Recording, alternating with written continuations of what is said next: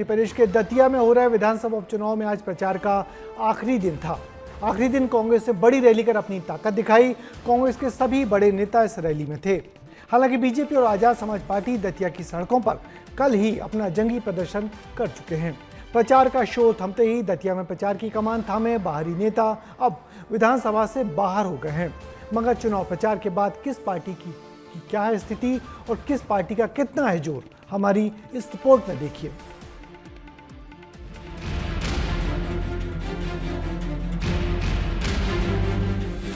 चारों ओर पुलिस प्रशासन और सख्ती।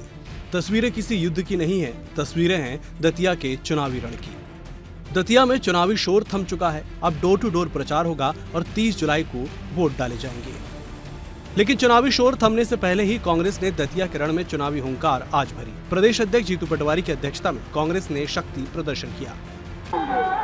दतिया उपचुनाव में आज प्रचार का आखिरी दिन है और यही वजह है कि बीजेपी और कांग्रेस आज पूरी ताकत झोंक रही है, क्योंकि देखिए जिस तरीके से बीजेपी ने जो रोड शो किया, इसके बाद आज कांग्रेस का आज भव्य रोड शो निकल रहा है। हजारों की संख्या में यहाँ पर भीड़ है। जनसमूह जो देख रहे हैं, ये घनश्याम सिंह जी के लिए किसी भी हालत में उनके साथ खड़ा है और ये चुनाव ये कांग्रेस पार्टी जीतेगी। पीसीसी चीफ जीतू पटवारी ने भी 30,000 से ज्यादा वोटों से जीतने का दावा अब दतिया के रण में कर दिया है। के द्वारा आज रोड शो निकाला जा रहा है। तस्वीरें आप देख सकते हैं कि यहाँ पर जन सैलाब कांग्रेस के कार्यकर्ताओं और नेताओं के द्वारा उमड़ा हुआ है। प्रदेश अध्यक्ष जीतू पटवारी इस वक्त हमारे साथ मौजूद है। सब ऐसी तस्वीरें देख रहे हैं। आज कल की अद्भुत जनता का प्रतिसाद मिल रहा है। जो हम पहले दिन से कह रहे थे कि कांग्रेस एकजुट है, एक साथ है, दतिया की जनता कांग्रेस के साथ है। हम कह रहे थे कि माई की कृपा से 25,000 से जीतेंगे, 30,000 से जीतेंगे।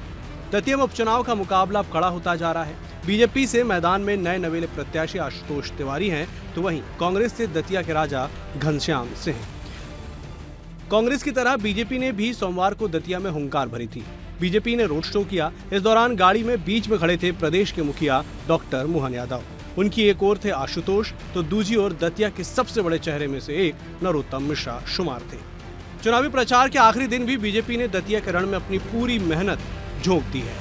बीजेपी प्रत्याशी आशुतोष तिवारी ऑन ग्राउंड चुनाव प्रचार करते नजर आए, तो वहीं मध्य प्रदेश के पूर्व गृह मंत्री नरोत्तम मिश्रा और प्रदेश अध्यक्ष हेमंत खंडेलवाल ने दतिया में सभा को संबोधित किया और मतदान से पहले एक आखिरी बार जनता से बीजेपी को वोट करने की अपील की। साथ ही किया जीत का दावा।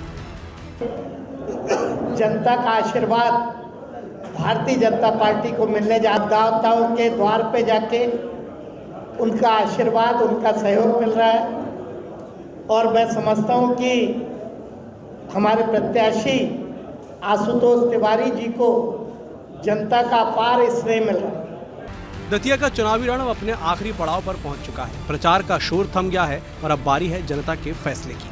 30 जुलाई को दतिया के मतदाता अपने मताधिकार का इस्तेमाल करेंगे, जिसके बाद 3 अगस्त को साफ हो जाएगा कि दतिया की जनता ने किसके सिर जीत का ताज सजाया है। दतिया का चुनावी शोर थम चुका है, लेकिन असली फैसला अब जनता के हाथ में है। 30 जुलाई को मतदाता अपने मताधिकार का इस्तेमाल करेंगे और तय करेंगे कि दतिया का अगला विधायक कौन होगा।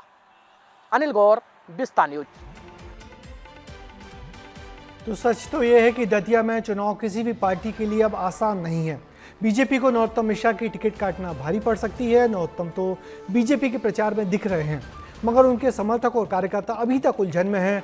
वो समझ नहीं पा रहे हैं कि उनके नेताजी आखिर चाहते क्या हैं।